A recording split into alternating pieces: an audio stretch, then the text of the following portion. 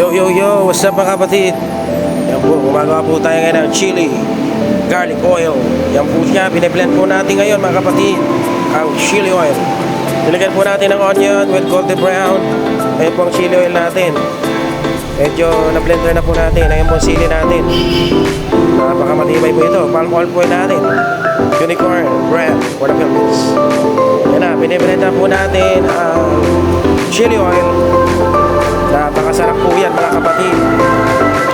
Bine-blend na po natin ang todo ng blender with the onion and golden brown na sibuyas.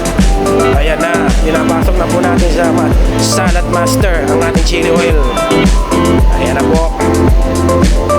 Napakasarap po ito sa lahat ng may gustong mahilig sa sili o spicy. Ayan na po. Ayan na po ang salad master natin.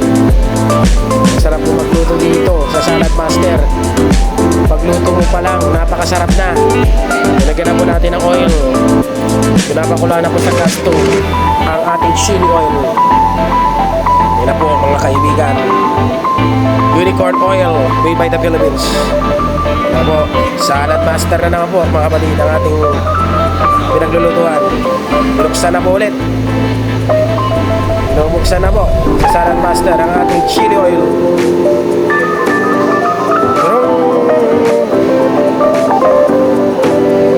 Takpan natin ulit. Hintay po tayo ng isang oras. Okay, ayun na po ang ating salad master. Uy, yan na naman po. Ayun ang ating chili oil, kumukulo na. Lagyan natin ng paminta ang ating chili oil. Yan po, hindi pa durog na paminta ang ating chili oil. Napakasarap ito with best seafood and spices. Nilagyan po natin ng mamasitas. Yan po, sesame oil with a good taste. Pampabango.